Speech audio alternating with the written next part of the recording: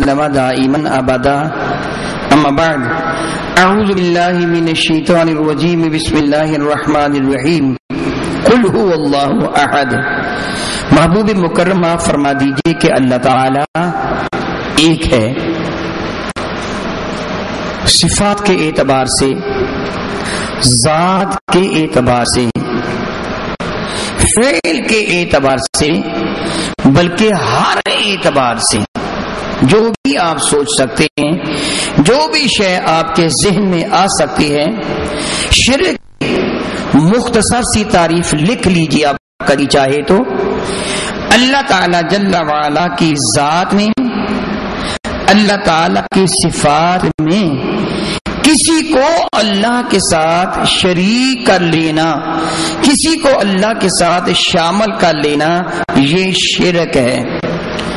مختصر ترین تعریف شرک کی ہے وہ یہ ہوگی کہ اللہ تعالی کی ذات میں، اللہ تعالی کی صفات میں کسی کو بھی اللہ کے ساتھ شامل سمجھ لینا یا اللہ تعالی کی مثل سمجھ لینا، یہ شرک ہے۔ یہ کیا ہے؟ شرک ہے۔ اللہ تعالی جل وعلا کی یہ لکھ لیا ہے تو اب آپ میری جانب متوجہ ہو جائیں گے تاکہ آپ کو بات سمجھنا اور سننا نسبتاً سہل اور آسان ہو، کیونکہ جب آدمی لکھ رہا ہوتا ہے نا تو پوری توجہ سننے کی جانب نہیں رہ جاتی۔ اللہ تعالی کی ذات میں گفتگو کرنے کی اجازت نہیں ہے۔ ذات سے مراد کیا ہے؟ آپ میری ذات میں جب گفتگو کریں گے نا، یہ بات سمجھنے کے لائق ہے اور یہ بنیادی عقائد میں سے یہ چیز ہے۔ جب آپ میری ذات کے بارے میں گفتگو کریں گے نا، بطور مثال اس وقت آپ میری ذات کے بارے میں گفتگو کریں گے تو آپ کہیں گے محمد سعید الحسن، اس کے سر پر فراں رنگ کا عمامہ ہے، اس نے فلاں طرح کی اینک لگا رکھی ہے، اس کا رنگ ایسا ہے، اس کی ناک ایسی ہے، اس کی پیشانی ایسی ہے، اس کی آنکھیں ایسی ہیں، اس کے ہونٹ ایسے ہیں، اس کا بدن ایسا ہے، اس کا قد اتنا بڑا ہے، اس کا جسم اتنا موٹا ہے، اس کے ٹانگیں اتنی لمبی ہیں، اس کی انگلیوں کی تعداد اتنی ہے، اس کے پاؤں کا سائز یہ ہے، علی ھذا القیاس۔ یہ ساری کی ساری باتیں کیا کہلواتی ہیں؟ میری ذات میں گفتگو۔ کیا کہلواتی ہیں؟ میری ذات میں گفتگو۔ اس کی شکل کیسی ہے، اس کی صورت کیسی ہے، اس کا سائز کیسا ہے، اس کی وضع کیسی ہے، اس کی قطع کیسی ہے، یہ سب کچھ بیان کرنا۔ اس سے لباس کیسا پہنا ہے، وہ اس کو اچھا لگتا ہے کہ برا لگتا ہے، ڈھیلا ڈالا ہے یا چست ہے، اس کا رنگ لباس کا کیا ہے، لباس کی قسم کون سی ہے، کپڑا کون سا اس نے پہن رکھا ہے، یہ ساری کی ساری چیزیں میری ذات میں بحث ہیں۔ جو میں آپ کو علمی گفتگو سنا رہا ہوں، جو میں آپ کو پڑھا رہا ہوں، جب آپ یہ کہیں گے کہ وہ اس نے ہمیں یہ پڑھایا، اس کے پاس علم ہے، علم نہیں ہے، اس کے پاس نظر ہے، نظر نہیں ہے، اس کے پاس قوت سماعت ہے، قوت سماعت نہیں ہے، یہ ساری کی ساری میری صفات ہے، میری ذات نہیں۔ میری بات کی آپ کو سمجھ آئی کہ نہیں آئی؟ سمجھ نہ آئے تو آپ کو حق حاصل ہے سوال کر لینے کا۔ آپ کو پتہ چل گیا ہوگا کہ ذات اور صفات میں فرق ہے۔ جب میں اس کی ذات پر عمل کروں گا مائکروفون کی، تو میں اس کا سائز ماپوں گا، میں اس کی موٹائی کو دیکھوں گا، میں اس کے میٹیریل کو دیکھوں گا۔ یہ کیا ہے؟ اس کی ذات میں گفتگو کر رہا ہوں، لیکن جب میں اس کی صفات میں بات کروں تو پھر اس کا فنکشن دیکھوں گا کہ یہ آواز کو صحیح کیچ کرتا ہے کہ نہیں۔ میری یقیناً بات آپ سمجھ گئے ہوں گے۔ بلب کا ایک جسم ہے، ایک اس کی صفت ہے۔ جسم ہاتھ میں پکڑ لیتے ہیں آپ اور ہولڈر میں لگا دیتے ہیں، صفت ماحول کو منور کر دیتی ہے۔ بات تو یقیناً آپ سمجھ گئے۔ آپ میری ذات کو دیکھ رہے ہیں، بولنا میری صفت ہے، آپ میرے بولنے کو تو نہیں دیکھ سکتے، ہونٹوں کی حرکت یہ دیکھ سکتے ہیں مگر آواز آپ کو نظر، بلکہ میری نظر بھی آپ کو نظر نہیں آتی. جو میری نظر ہے نا کدھر جا رہی ہے آپ کو نظر نہیں آتی. میرا رخ تو آپ کو نظر آ جائے گا مگر میری نظر آپ کو نظر نہیں آئے گی. بات سمجھ گئے نا؟ ذات اور صفات میں یہ فرق ہے. اللہ کی ذات میں گفتگو کرنا حرام ہے. بات سمجھ لیجئے، اللہ تعالی کی ذات میں گفتگو کرنا حرام ہے. مثلا معاذ اللہ تعالی کوئی آدمی یہ کہے اللہ کا چہرہ کس رنگ کا ہے، سانولا ہے، بہت گورا ہے، کالا ہے، کیسا ہے، کیسا نہیں ہے. اللہ کی ناک ہے، اللہ کی آنکھیں ہیں، اللہ کے کان ہیں، اللہ کے ہاتھ ہیں تو کتنے ہیں، ان کا سائز کیا ہے، بازو ہے تو کتنا بڑا ہے. یہ سب کچھ کیا ہے؟ اللہ کی ذات میں گفتگو کرنا ہے. یہ سب کچھ حرام ہے. اللہ کو جانا جائے گا تو اس کی صفات سے جانا جائے گا. اللہ کو جانا جائے گا تو کس طرح جانا جائے گا؟ صفات میں جانا جائے گا. تو اب جو کوئی اللہ تعالیٰ کی ذات میں کسی کو شریک سمجھے کہ میرا ہاتھ اللہ کے ہاتھ کی طرح ہے، میری آنکھیں اللہ کی آنکھوں کی طرح ہے، میری زبان اللہ کی زبان کی طرح ہے، تو یہ کیا ہو جائے گا؟ شرک ہو جائے گا. یہ کیا ہو جائے گا؟ شرک ہو جائے گا. اسی طرح صفات ہے. اسی طرح کیا ہے؟ صفات ہے. کسی کو اللہ کی صفات میں اللہ کا ہمسر، اللہ کی مثل، اللہ کا شریک جان لینا بھی شرک کہلواتا ہے. صفات میں کل ایک سوال کے جواب میں اختصار کے ساتھ عرض کر چکا ہوں کہ آپ مجھے دیکھ رہے ہیں کہ نہیں؟ دیکھ رہے ہیں نا؟ تو عربی میں دیکھنے والے کو کیا کہتے ہیں؟ بصیر. اللہ بھی بصیر ہے کہ نہیں؟ ہے نا؟ تو آپ نے کہا میں بھی بصیر ہوں، یہ مانا کہ اللہ بھی بصیر ہے. ابھی آپ نے شرک کی ایک تعریف پڑھی ہے کہ جو اپنے آپ کو اللہ کی صفات میں شامل سمجھے گا وہ کیا ہو جائے گا؟ مشرک ہو جائے گا. پھر آپ یہ کہیں کہ میں بھی علیم ہوں، اللہ بھی علیم ہے. روزانہ ہم اخبار دیکھتے ہیں، میں بھی خبیر ہوں، اللہ بھی خبیر ہے. تو ایسی صورت میں پھر کیا ہو جائے گا؟ یہ تو شرک ہو جائے گا. میں یہی وہ باریک شے آپ کو سمجھانا چاہتا ہوں. اگر آپ اس کو سمجھ جائیں گے نا، بلکہ میں یہ کہتا ہوں کہ اگر میں یہ نہیں کہتا کہ ان بیچاروں کو پتہ نہیں ہے، میں یہ جملہ نہیں کہتا. پتہ ہے، پتہ ہے، علم الحمدللہ تعالی بہت زیادہ ہے، بہت زیادہ ہے. لیکن میں نہیں جانتا کہ جان بوجھ کر اس قدر غلطی کیوں کی جا رہی ہے، قصداً اور ارادتاً ایسی غلطی کیوں کی جا رہی ہے. بصورت دیگر ماں باپ بھی نہیں کہہ سکیں گے میں نے اپنے بچے کی پرورش کی ہے، کہ پرورش کرنا تو رب کا کام ہے، کھانا کھلانا تو رب کا کام ہے، پانی پلانا تو رب کا کام ہے، شفا دینا تو رب کا کام ہے. تو پھر تو ہر ڈاکٹر کی دکان پہ جانے والا مشرک. ما تحت الاسباب ہو یا ما فوق الاسباب، کوئی ما تحت الاسباب ہو یا ما فوق الاسباب، دونوں اعتبار سے شرک ثابت ہو جائے گا. ہم دنیا میں آئے ہیں ما تحت الاسباب کے تحت. ہم دنیا میں کس طرح آئے ہیں؟ میں اس جو قضیہ ہے اس کا ترجمہ عرض کر دیتا ہوں کہ آپ سمجھیں گے یہ کیا کہہ رہا ہے. ما جو، تحت نیچے، اسباب سبب کی جمع، یعنی جو اسباب کے ذریعہ سے چیز وقوع پذیر ہو اس کو کیا کہتے؟ ما تحت اسباب. جو اسباب کے تحت چیز آئے. ایک ہوتی ما فوق الاسباب، اسباب نیچے رہ گئے وہ چیز اوپر نکل گئی، یعنی جس میں اسباب کو تعلق نہ ہو. میں اس کی مثال دے کے سمجھاؤں گا.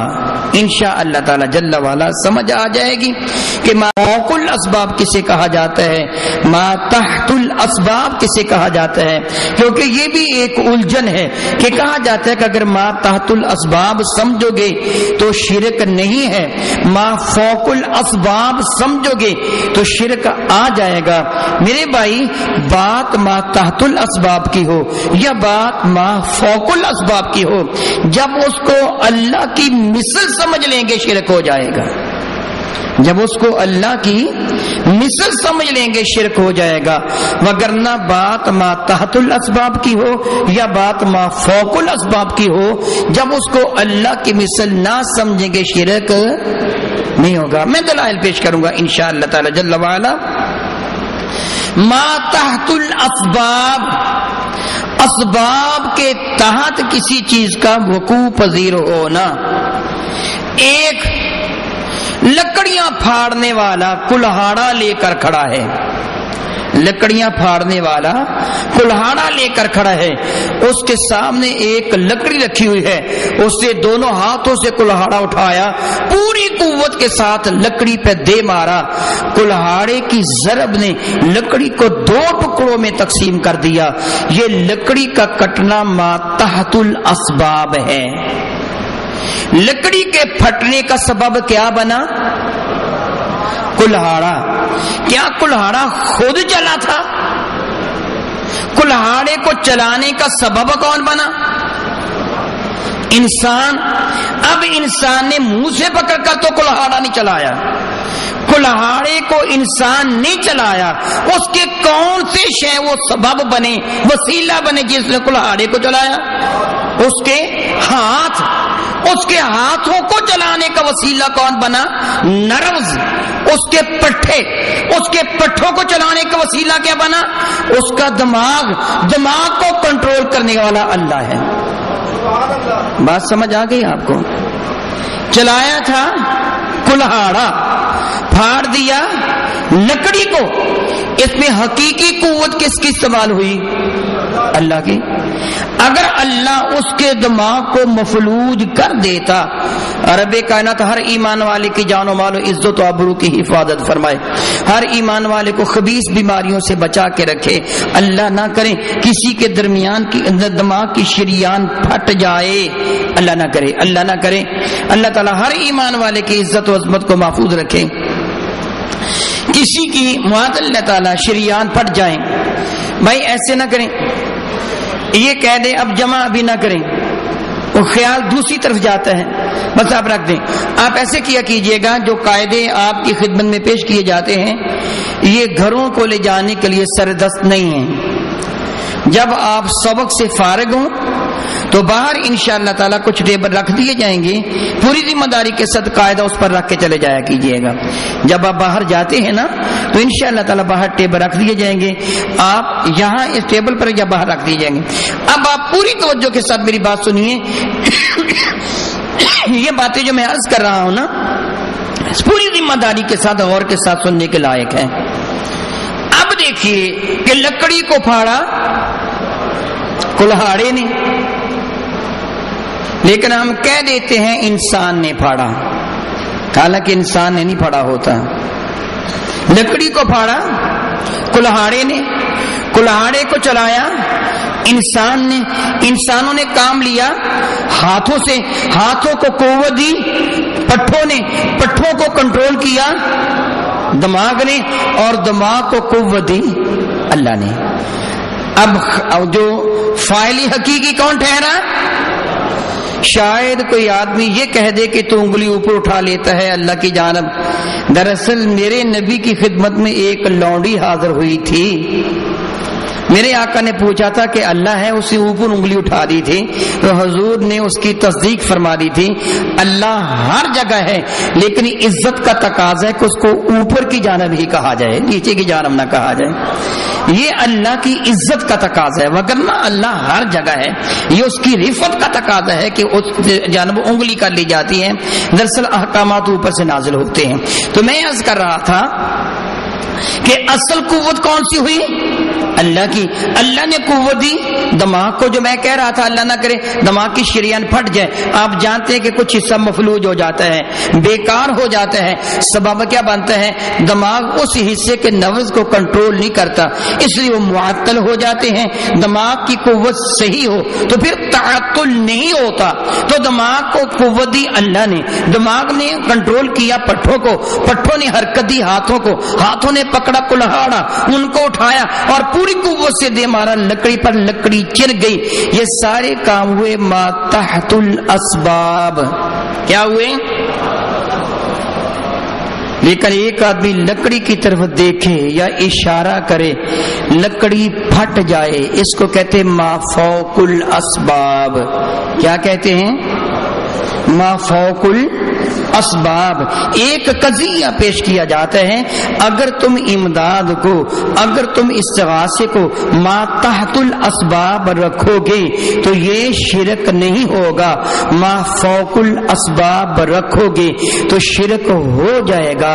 میں آپ سے پوچھتا ہوں کہ شہر مکہ میں کھڑے ہو کر جبل ابو قبیس کے پہلو میں میرے نبی نے جو چاند کی طرف اشارہ کیا تھا, کوئی تیر چلا کے چاند کو ٹکڑے کیا تھا؟ بتائیے یہ ما فوق الاسباب ہے یا ما تحت الاسباب ہے؟ یہ تو ما فوق الاسباب ہے. میرے نبی نے جو درختوں کو اپنے دربار مقدس میں بلایا تو کیا ان کو رسا باندھ کر 10 12 15 20 شخص کھینچ کر لائے تھے؟ تو ما فوق الاسباب تھا یا ما تحت الاسباب؟ ما فوق الاسباب تھا, ما تحت الاسباب نہیں تھا. لیکن اگر آپ اس کو اللہ کی مثل کہہ دیں گے تو کافر ہو جائیں گے. اگر آپ اس کو اللہ کی مثل کہہ دیں گے تو پھر کیا ہو جائے گا؟ کافر ہو جائیں گے. یہی وہ باریک بات میں آپ کو آج سمجھانا چاہتا ہوں کہ اللہ کی صفات میں اور بندے کی صفات میں فرق کیا ہے. بات سمجھ آ رہی ہے آپ کو؟ یقیناً آ رہی ہوگی.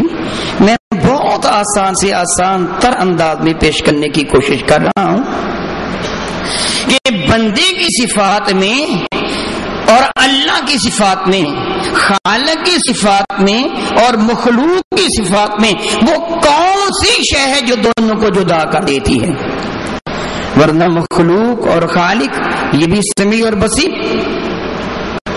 یہ بہت کچھ, جیسا کہ میں انشاءاللہ تعالی اگر وقت ہوا تو ابھی بسوط دیگر آئندہ انشاءاللہ تعالی میں آیات برکہ آپ کو لکھواؤں گا اور آپ کی خدمت میں پھر سے گزارش کروں گا کہ آپ قلم اور کاغذ ضرور اپنے پاس رکھیے گا تاکہ وہ خاص جو ہنٹس ہیں, جو خاص باتیں ہیں, ان کو تحریر کیا جا سکے. سمجھنے کی کوشش کیجیے. اللہ رب العزت جل وعلا کی ساری صفات ذاتی ہیں. کیا بلا؟ اللہ تعالی کی ساری صفات ذاتی ہیں. ساری مخلوق, میں بار بار ایک جملہ نہیں کہنا چاہتا کہ میں اپنے آقا کو اور باقی سارے لوگوں کا نام, جب لفظ مخلوق کہا جائے گا نا تو اللہ کے سوا ساری کائنات مراد ہوگی. اعلیٰ ترین ذات میرے نبی کی ذات بھی اور حقیر ترین کافر کی ذات بھی. کافر کی ذات سب سے حقیر ہے. اب کہنا چیونٹی چھوٹی ہے, یہ ذرہ چھوٹا ہے, نہیں, کافر اس سے بھی ذلیل ہے. اعلیٰ ترین ذات میرے نبی کی ہو یا ذلیل ترین ذات کسی کافر کی ہو, جو بھی اللہ کے سوا اس کائنات ہستی میں پایا جاتا ہے سارے کے سارے کیا کہلواتے ہیں؟ مخلوق. اللہ خالق ہے, اللہ کے سوا سب کچھ مخلوق ہے. تو جب بھی میں لفظ خالق کہوں گا مراد اللہ تعالیٰ کی ذات ہوگی, جب لفظ مخلوق کہوں گا تو مراد باقی ساری کی ساری کائنات ہوگی. اس میں عظیم ترین شخصیت انبیاء, اولیاء, شہداء, صالحین سارے کے سارے شامل ہوں گے. تو میں نے یہ کہا جو خالق ہے اللہ ہے, اس کی صفات ہیں ذاتی, مخلوق کی صفات ہیں عطائی. مخلوق کی صفات کیا ہیں؟ عطائی. ذاتی اور عطائی میں فرق کیا ہے؟ ذاتی اسے کہتے ہیں جو کسی نے نہیں دی, اس کی اپنی ہے. عطائی اسے کہتے ہیں جو کسی کی عطا فرموتا ہے، اس کی اپنی نہیں ہے۔ ذاتی کو کوئی چھین نہیں سکتا، معزول نہیں کر سکتا، ختم نہیں کر سکتا۔ عطائی کو عطا کرنے والا جب چاہے واپس لے سکتا ہے، عطا کرنے والا جب چاہے واپس لے سکتا ہے۔ اللہ کی صفات ہیں ذاتی، بندے کی صفات ہیں عطائی، یعنی مخلوق کی صفات ہیں عطائی۔ پہلی تو یہی جو ایک بہت بڑی ایک تفریق ہے، ایک بہت بڑا فرق ہے، یہی کافی ہے کہ بندے کی ساری صفات عطائی ہیں، رب کی ساری صفات ذاتی ہیں۔ اب آپ بندے کی صفات، مثلا میں دیکھ رہا ہوں، دیکھنا میری صفت ہے، دیکھنا کیا ہے؟ میری صفت ہے۔ میں بول رہا ہوں، بولنا میری صفت ہے۔ میں سن رہا ہوں، سننا میری صفت ہے۔ انا ھذا القیاس۔ اب گنتے چلے جائیے، وقت ہی زیادہ سر ہوگا، بات تو آپ سمجھ گئے۔ تو اب مجھے یہ صفت بنائی، جو صفت بصارت دی ہے، یہ میری ذاتی نہیں، میرے اللہ کی عطا فرمودہ ہے۔ جب اسی کو میں کہہ دوں گا کہ میں اللہ کی عطا کے بغیر دیکھ رہا ہوں، تو یہی جملہ شرک ہو جائے گا۔ جب میں یہ کہوں گا نا کہ اللہ نے نہیں نظر دی، یہ نظر میری ذاتی ہے، تو کیا ہو جائے گا؟ شرک ہو جائے گا۔ مجھے قوت سماعت میرے اللہ نے دی ہے، اگر میں کہوں کہ یہ اللہ نے نہیں دی، یہ میری ذاتی قوت سماعت ہے، تو کیا ہو جائے گا؟ شرک ہو جائے گا۔ قوت گویائی مجھے میرے اللہ نے دی، اللہ ھذا القیاس، ساری صفات کو گن لیں۔ جب ہم کہیں گے یہ صفتیں اللہ نے دی ہیں، شرک نہیں ہوگا۔ پھر یہ صفت عطا کرنے والے نے جس کو جس مقدار میں عطا کی، قل اللہم مالک الملک تؤتی الملک من تشاء، جس کو تو چاہے اختیار دے سکتا ہے، جتنا چاہے اختیار دے سکتا ہے، جس قدر چاہے اختیار دے سکتا ہے۔ یہ کیا ہے؟ اللہ۔ جس کو دیا جا رہا ہے وہ کون ہے؟ مخلوق۔ اب یہ میں نظر کی بات کر رہا تھا، جس کو چاہے اللہ تھوڑی نظر دے دے، جس کو چاہے اللہ زیادہ نظر دے دے۔ میں ایک مثال دے کے سمجھایا کرتا ہوں۔ ہماری نظر کہاں تک جاتی ہے؟ یہ جو سامنے در و دیوار ہیں ان تک جاتی ہیں، کیونکہ یہ در و دیوار شفاف نہیں ہے، اس لیے ہماری نظر ان سے پار نہیں جاتی ہے۔ میری عینک کا شیشہ شفاف ہے، اس لیے میری نظر اس کو کراس کر کے آگے گزر جاتی ہے، لیکن اس دیوار کو کراس کر کے آگے نہیں گزرتی۔ یہ میری نظر میں ایک نقص ہے، ایک عیب ہے، ایک کمی ہے۔ اس دینے والے خالق نے جس قدر مناسب سمجھا مجھے نظر عطا فرما دی، جس قدر اس سے مناسب سمجھا آپ کو نظر عطا فرما دی۔ ہر ایک کی نظر جدا جدا، کتنے وہ بچے ہیں، بوڑھے ہیں جنہوں نے اینک لگا رکھی ہے، کتنے ہیں جن کو اینک کی ضرورت ہی نہیں ہے نا ایسے۔ جس قدر اللہ نے جس کو چاہا دے دی نظر۔ اب آپ اپنے اس مکان کی چھت پر چڑھ جائیں اور دور نگاہ دوڑائیں تو ایک حد تک آپ کو نظر آئے گا، اس کے بعد نہیں۔ کیوں نہیں؟ کہ دینے والے نے نظر دی ہی اتنی ہے۔ لیکن اب یہ نہیں کہہ سکتے کہ وہاں سے آگے دیکھا ہی نہیں جا سکتا، یہ جملہ آپ نہیں کہہ سکتے۔ تو نہیں دیکھ سکتا مگر دیکھا جا سکتا ہے۔ اگر کوئی دور بھی لے کر کھڑا ہو جائے تو اب اس کی نظر کئی گنا بڑھ جائے گی، ایسے ہے کہ نہیں؟ یہ ٹیلی ویژن آپ کے سامنے پڑے ہیں۔ اب ایک آدمی آ کے بتائے کہ جناب پشاور میں یا کراچی میں ایک بہت بڑی ریلی نکلی جو مرزائیوں کے خلاف تھی، اسرائیل کے خلاف تھی، کہ اسرائیل نے ایک امن والے جہاز پر حملہ کیا، اس کے خلاف ایک بڑی ریلی نکلی، شارع قائد اعظم پر کراچی میں ریلی نکلی۔ وہ آپ سے کوئی سوال کرے کہ تو نے دیکھی وہ ریلی؟ کہ ہاں میں دیکھ کے آیا ہوں، ابھی ابھی تو ریلی نکلی ہے۔ تو آپ کہیں گے کہ تو ابھی ابھی کراچی سے اتنی جلدی کیسے آ گیا؟ تو آپ کا جواب کیا ہوگا؟ میں خود کراچی نہیں گیا تھا، میرے گھر میں ایک ڈبہ پڑا ہے جس کے سامنے ایک شیشہ سا لگا ہوا ہے جس کو سکرین کا نام دیتے ہیں، میں نے اس کا بٹن دبایا، اس کو ٹیلی ویژن کہتے ہیں، میں اس پر دیکھ کے آیا ہوں۔ تو آپ نے کہا ٹیلی ویژن پہ آپ نے دیکھا؟ میں نے تو اپنے مکان کی چھت پر چڑھ کر بڑی ہیوی دوربین استعمال کی تھی، مجھے تو کراچی نظر ہی نہیں آیا۔ تو آپ کا جواب کیا ہوگا؟ تیری دوربین کو، تیری آنکھ کو نظر نہیں آیا، میرے ٹیلی ویژن کے اینٹینے کو نظر آ گیا کہ تیری نظر کی وسعت اتنی نہیں ہے جتنی میرے ٹیلی ویژن کے اینٹینے کی نظر ہے۔ میں مثال دے کے سمجھایا کرتا ہوں کہ دوسرا آدمی یہ کہے کہ امریکہ کے یا برطانیہ کے یا کینیڈا کے صدر نے یہ جملہ کہا، یا اس کے علاقے میں یہ کینیڈا میں ہوا جو دنیا کے دوسرے کونے پر ہے، تو آپ یہ کہیں کہ کیسے تجھے پتا چلا کہ آج صبح یہ کچھ ہوا؟ ہم نے کہا میں نے خود دیکھا۔ پوچھے کہاں دیکھا؟ جواب دیا ٹیلی ویژن پر۔ تو پہلے نے کہا ٹیلی ویژن پر، تیرے ٹیلی ویژن پر پوری دنیا آ جاتی ہے؟ ہاں آ جاتی ہے، پوری دنیا کے چینل آ جاتے ہیں۔ کہتا میرے ٹیلی ویژن پر تو نہیں آتے، میں نے تو بٹن گھمائے۔ وہ کہتا تو نے دیکھا نہیں میں نے کیبل لگوا رکھی ہے، اور کیبل والوں نے بڑے بڑے کڑاہے اپنی چھت پر رکھے ہوئے ہیں، تو نے نہیں دیکھا؟ ان کی نظر کینیڈا تک دیکھ لیتی ہے۔ میرے بھائی جتنی نظر جتنی دور دیکھے گی وہ رب کی عطا فرمودہ ہے۔ اگر تیرے ڈش اینٹینے کی نظر کینیڈا تک دیکھ لیتی ہے تو میرے نبی کی نظر اگر عرش پر دیکھ لی تو تعجب کس بات کا ہے؟ حیرانی کس بات کی ہے؟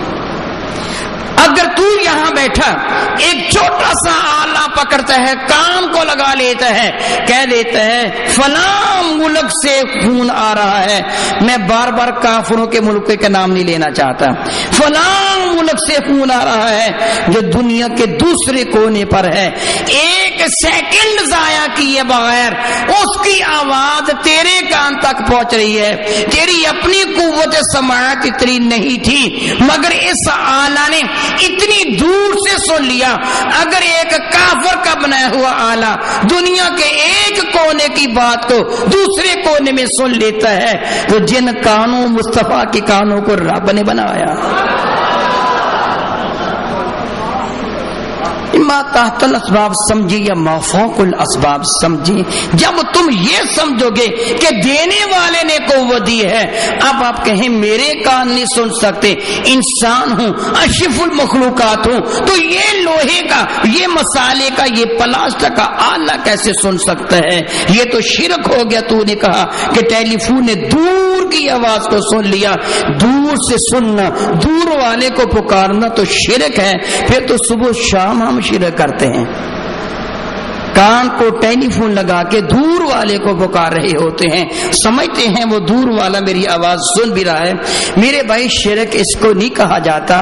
رب کی ساری صفات ذاتی ہیں، بندے کی ساری صفات عطائی ہیں۔ پھر میں نے آپ کو جو ایک مثال دے کر سمجھایا، میری آنکھ کی جو نظر ہے اس کی بھی ایک حد ہے، اینٹینے کی آنکھ کی نظر کی بھی ایک حد ہے، اور وہ جو ان بدبختوں نے جو اوپر جو بڑے بڑے وہ کیا اسٹیشن بنا رکھے، خلائی اسٹیشن بنا رکھے ہیں، یا جو کچھ سیٹلائٹ وغیرہ وہ بھیج رکھی ہیں، جو دنیا جہان کے نقشے لے رہی ہیں، زمین کی تہ میں چھپے ہوئے خزانے ہوتے ہیں، سیٹلائٹ وہاں سے تصویر لیتی ہے، خزانہ ان کو نظر آ جاتا ہے، تیل ان کو نظر آ جاتا ہے۔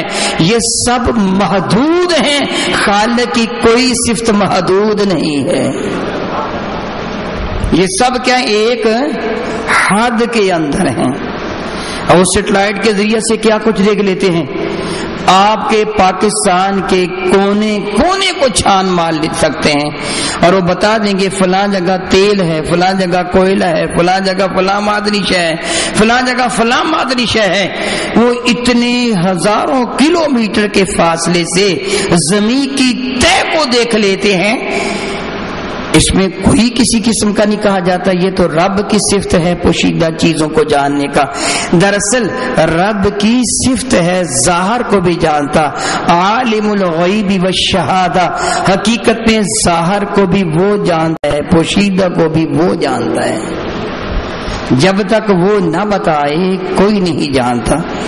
عطائی شے، عطا کرنے والا جب چاہے چھین لے، جب چاہے وہ خالق چاہے جس کو آج بینائی دی ہے کل کو اسے اندھا کر دے، جسے اسے آج زندگی دی ہے کل کو مار دے، جسے آج بہت سننے والا بنایا کل کو بہرا کر دے، جسے آج باتونی بنایا تھوڑی دیر بعد اس کو گونگا کر دے۔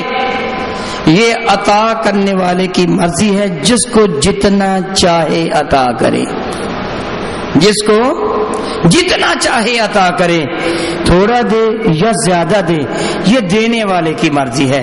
تو رب کی پہلی جو صفت بندوں سے رب کائنات جل جلالہ کو ممتاز کرتی ہے وہ کیا ہے کہ رب کی ساری صفات ذاتی ہیں، بندے کی عطائی ہیں۔ دوسرا یہ کہ رب کی ساری صفات لا محدود ہیں، بندے کی صفات محدود ہیں۔ کیا بلا؟ رب کی صفات لا محدود ہیں، بندے کی صفات محدود ہیں۔ بندے سے مراد ساری مخلوق ہے، ساری مخلوق کی ساری صفات کی حد ہے، مگر اللہ کی کسی صفت کی کوئی حد نہیں ہے۔ بندے کی ساری صفات مخلوق ہیں لیکن اللہ کی کوئی بھی صفت مخلوق نہیں ہے۔ اب میں مخلوق کی تھوڑی سی تشریح کر دوں تاکہ آپ کو سمجھ آ جائے۔ مخلوق حادث ہے، ختم ہو جانے والی ہے، جو پیدا ہوا مرنے کے لیے پیدا ہوا ہے۔ آپ میری آواز کو سن رہے ہیں نا؟ فرمائیے تو، سن رہے ہیں نا؟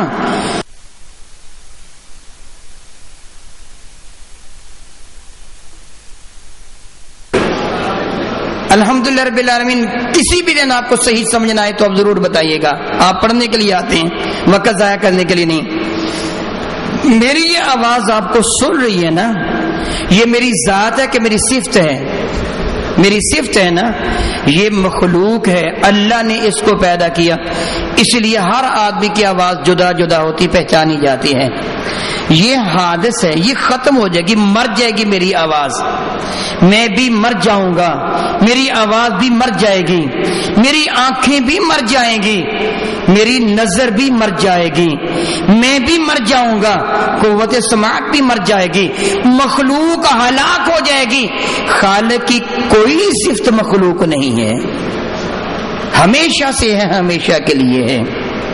پھر میں محتاج ہوں، خالق صمد و بے نیاز ہے۔ میں دیکھنے کے لیے آنکھوں کا، سننے کے لیے کانوں کا، بولنے کے لیے زبان کا، سونگھنے کے لیے ناک کا، پکڑنے کے لیے ہاتھوں کا، سمجھنے کے لیے ذہن کا، چلنے کے لیے پاؤں کا، میں محتاج ہوں۔ خالق وہ ہے جو صمد و بے نیاز ہے، جو محتاج نہیں ہے۔ پھر یہ محتاجی بڑھتی چلی جائے گی۔ میں دو نوروں کے سوا نہیں دیکھ سکتا، ایک نور میری نظر کا نور ہوگا، ایک خارجی نور ہوگا جو اس چیز کو روشن کرے گا کہ جس کو میری نظر دیکھنا چاہے گی۔ اگر ان نوروں میں سے کوئی ایک نور نہ ہو تو میں نہیں دیکھ سکوں گا۔ جس کو مثلا یہ ایک کاغذ ہے، اگر میں اس کو پڑھنا چاہوں تو دو نوروں کی ضرورت، ایک نور اس کو منور کرے گا، دوسرا نور میری آنکھ کا ہوگا۔ اگر ان دو نوروں میں سے کوئی ایک نور بھی نہ ہو تو میں پڑھ نہیں سکوں گا۔ پتہ چلا کہ میں تو محتاج ہوں آنکھ کے، آنکھ کے نور کا اور خارجی نور کا. کوئی شخص اندھیرے میں بیٹھا ہو میں اسے نہیں دیکھ سکوں گا. خالق وہ ہے, مالک وہ ہے, الہی حقیقی وہ ہے. ہمارا ایمان و عقیدہ ہے کہ نہایت ہی گہرے بادلوں سے آسمان بھرا پڑا ہو, بڑی سیاہ رات ہو, نہایت ہی گہرا کنواں ہو, غار ہو, اس کے بہت نیچے تہ میں سیاہ رنگ کا پتھر پڑا ہو, اس سیاہ رنگ کے پتھر پر سیاہ رنگ کا وہ جرثومہ جس کو خوردبین, جس کو مائکروسکوپ, الیکٹرانک مائکروسکوپ کی آنکھ کے بغیر دیکھا نہیں جا سکتا, وہ جرثومہ سیاہ رات میں, سخت اندھیرے میں, سیاہ غار کے اندر, سیاہ پتھر پر وہ سیاہ جرثومہ جو رینگ رہا ہے, میرا اللہ دیکھ بھی رہا ہے, اس کی پرورش بھی فرما رہا ہے, دیکھ بھی رہا ہے اس کی. وہ رب العالمین جو ہے سارے کائنات کی پرورش جو فرما رہا ہے اس سے کچھ بھی اوجھل نہیں. اگر ایک لمحہ کے لیے کوئی شے اس کی رحمت سے دور ہو جائے وہ چیز تباہ و برباد ہو جائے گی. گویا میری نظر, میری عقل, میرا فہم, میرا شعور, میرا دیکھنا, میرا بولنا, میرا سننا, ساری مخلوق کا بولنا سننا یہ محدود ہے, حادث ہے, ختم ہو جانے والا ہے. اللہ وہ ہے جس کی کوئی بھی صفت ختم ہونے والی نہیں ہے. اگر آپ اس جگہ یہ کہہ دیں کہ جس عقیدے کا اعلان تو نے کیا ہے, بعض کافر بھی تو یہ کہتے تھے کہ یہ بت مخلوق ہیں, خالق نہیں ہیں, ان کے اختیارات محدود ہیں, لامحدود نہیں ہیں, ہم ان کی عبادت اس لیے کرتے ہیں کہ اللہ راضی ہو جائے. اس کا جواب کل میں دے چکا ہوں. اگر آپ اپنے ذہن پہ زور دیں گے نا کہ قل اللہم مالک الملک تؤتی الملک من تشاء, تو چاہے تو کسی کو نظر دے دے, چاہے تو کسی کو اندھا رکھے, چاہے کسی کو بولنے کی قوت دے دے, چاہے تو کسی کو گنگا کر دے. مولا جس کو تو دے گا میں اسے بھی مان لوں گا, جس کو تو نہیں دے گا میں اسے بھی مان لوں گا. بس یہ ہے کہ کافر کو رب نے دیا نہیں ہے, ایمان والے کو رب نے دے دیا ہے, ایمان والے کو رب نے دے دیا ہے. پھر رب کائنات کی ساری صفات حقیقی ہیں. بندے میں جو بھی صفت پائی جاتی ہے مجازی طور پر پائی جاتی ہے, حقیقی نہیں. بھلا کیا بندے کی صفات, بندے کی صفات مجازی ہیں, اللہ کی صفات حقیقی ہیں. میں پھر اس کی مثال دے کے سمجھاؤں گا. آپ یہاں گلشن سعید سے باہر نکلے, گیٹ سے نکل کر الٹے ہاتھ چل پڑے, کو ٹوٹی پھوٹی سڑک تھوڑی دیر تک آپ چلتے رہے طے کی. سامنے ایک سڑک آ گئی جو کارپیٹ روڈ ہے, جس کے درمیان ایک ڈیوائیڈر بنا ہوا ہے, جس کے درمیان ایک دیوار سی بنی ہوئی ہے, اور دونوں جانب سڑکیں ہیں. ایک سڑک آ رہی ہے, ایک غور کر لیجئے گا, ایک سڑک آ رہی ہے, ایک سڑک کہاں سے آ رہی ہے جی؟ لاہور سے آ رہی ہے, اور دوسری سڑک لاہور کو جا رہی ہے.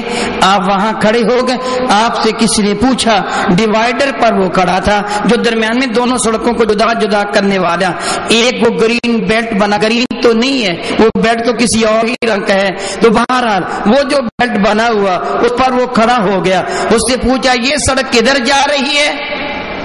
آپ نے پتا یہ فیصل آباد کو جا رہی ہے, یہ شیخو پورہ کو جا رہی ہے. اگر سڑک روزانہ چلی جا رہی ہوتی تو لاہور تو پہاڑ بن جاتا,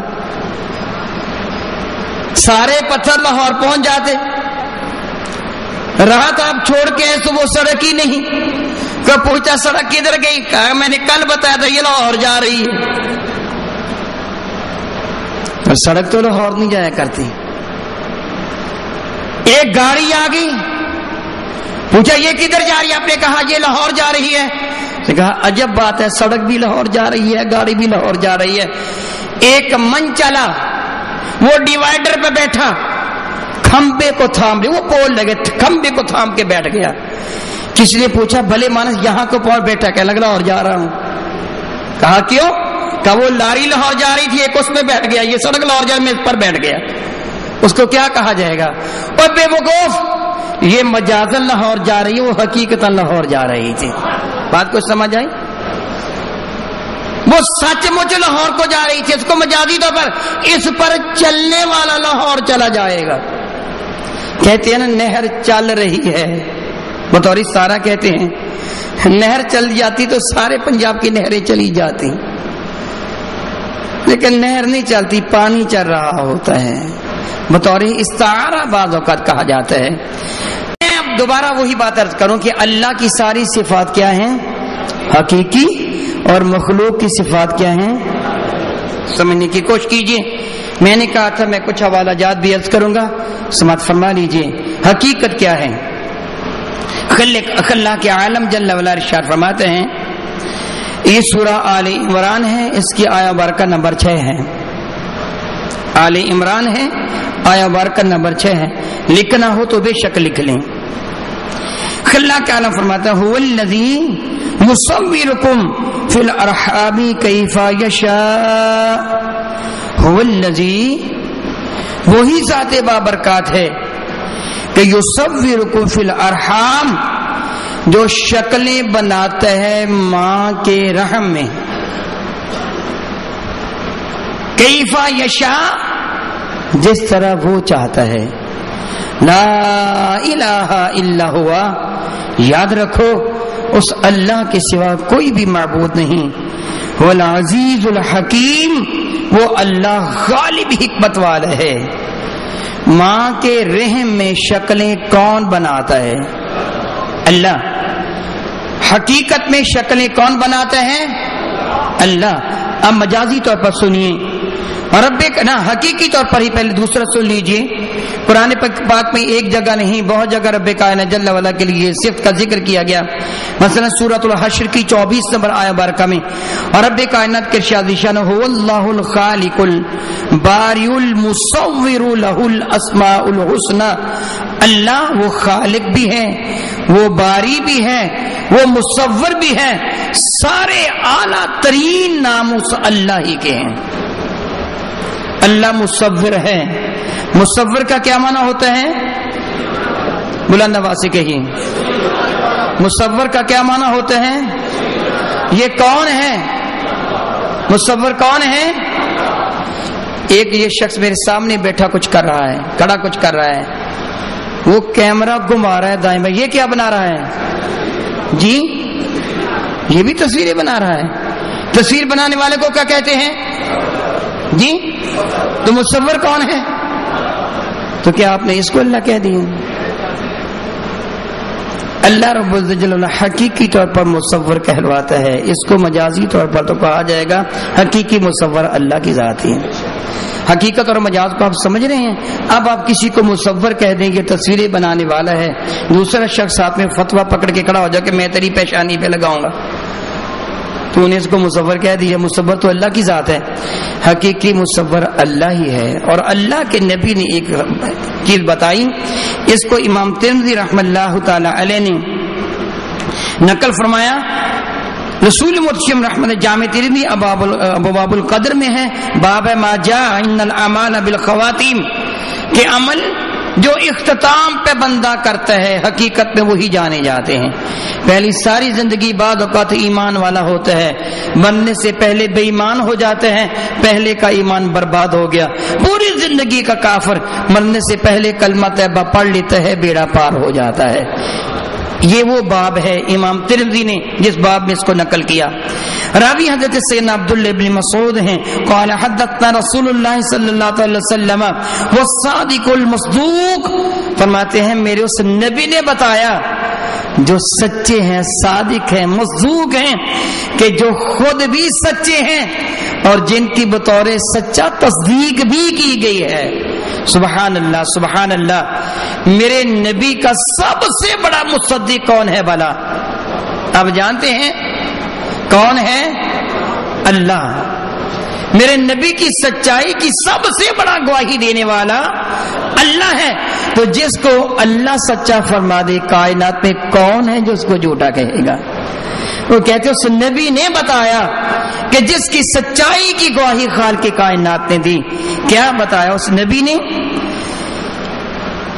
ان احدکم یجمع خلقہ فی بطن امہ فی 40 یوما.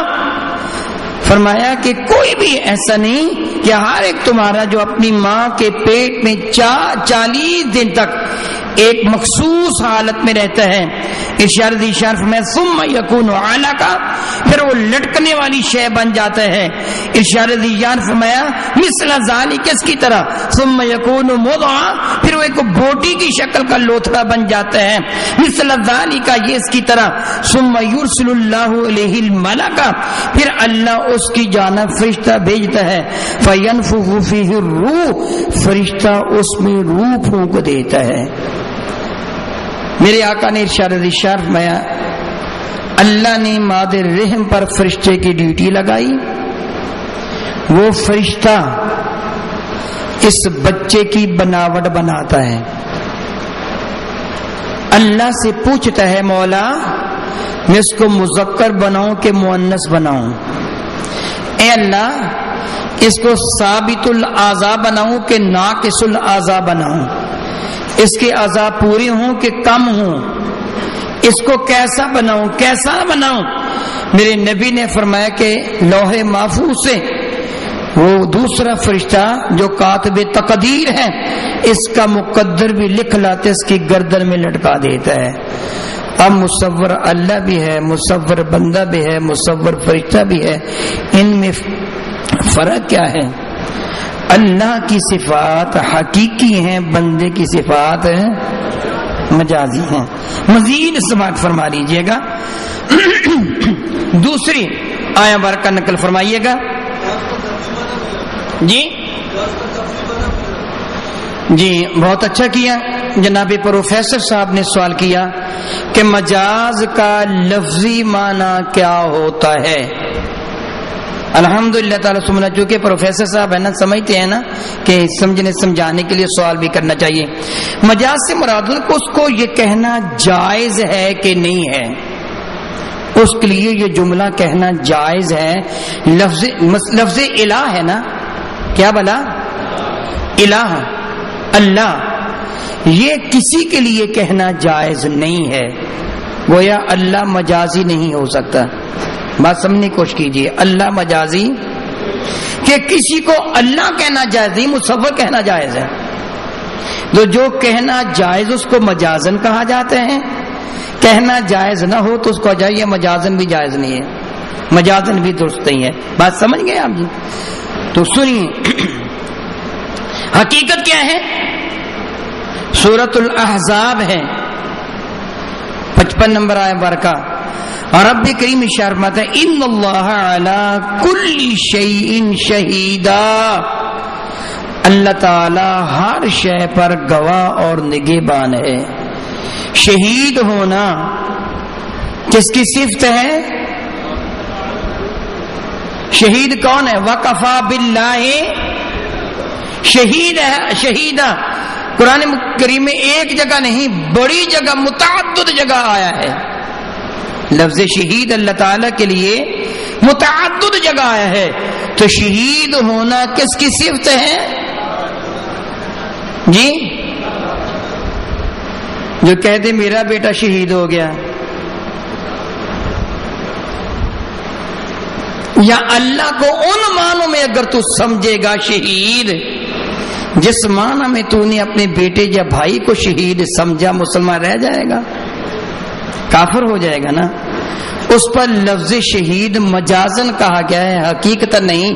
حقیقتاً شہید صرف اللہ کی ذات ہے. شہید کا معنی مشاہدہ کرنا ہوتا ہے، خواہ وہ بصیرت سے کریں یا بصارت سے. الشاہد شاہد کون ہوتا ہے؟ جو مشاہدہ کرنے والا ہوتا ہے، بالبصری اور بالبصیرتی، خواہ وہ بصارت سے مشاہدہ کریں یا بصیرت سے مشاہدہ کریں، اس کو کیا کہتے ہیں؟ شاہد یا شہید۔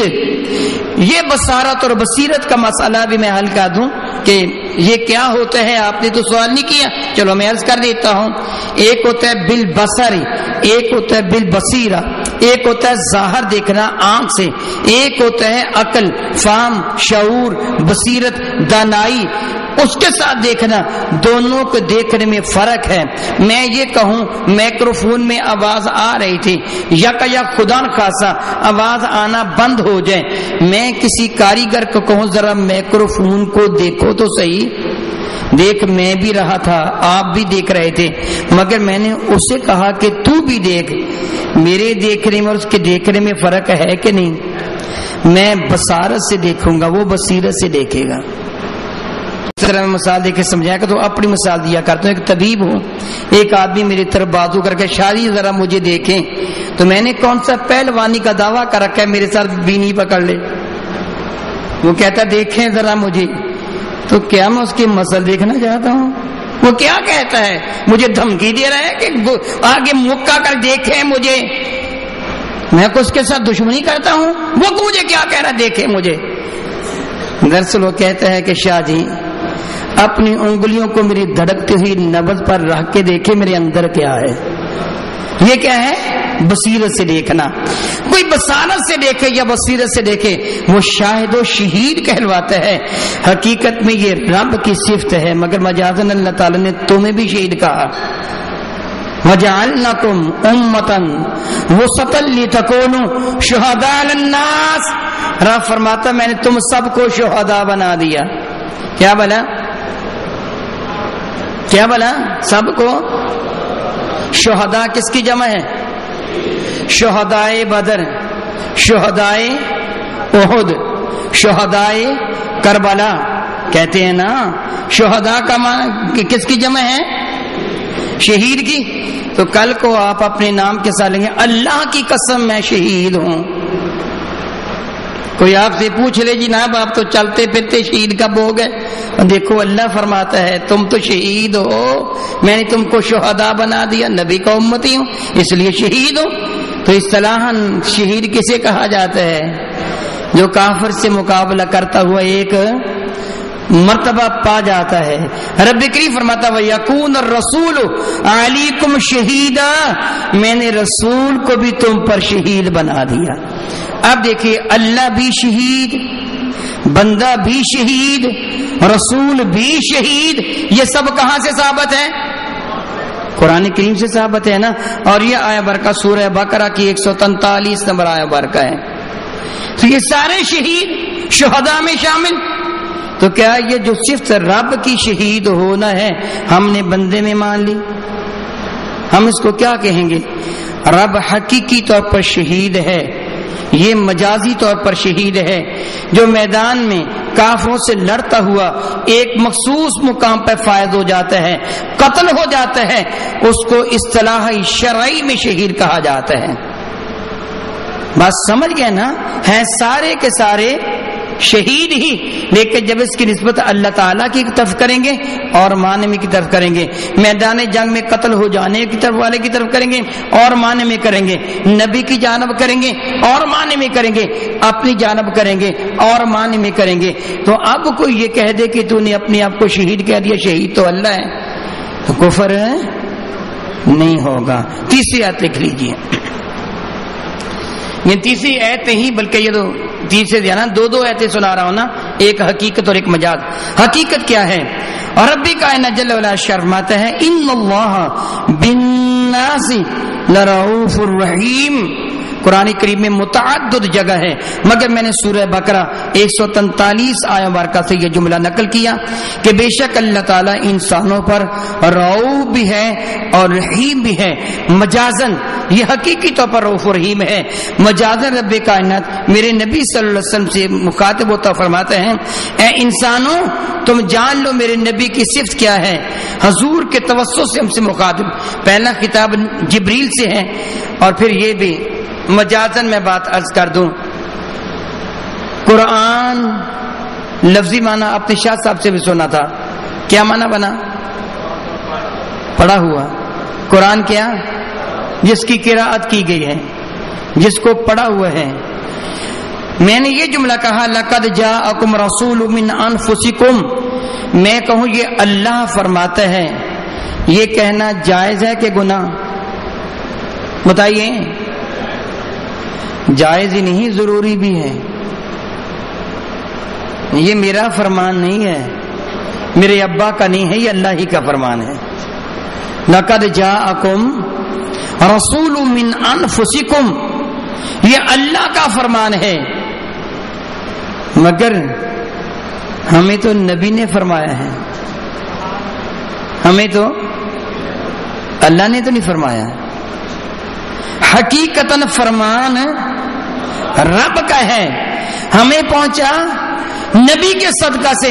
ہم کہیں نبی کو اللہ نے فرمایا، پھر نبی کو تو جبریل عرض کر رہا تھا، اللہ تو براہ راست ہی فرما رہا تھا، جبریل رب سے لا رہا تھا۔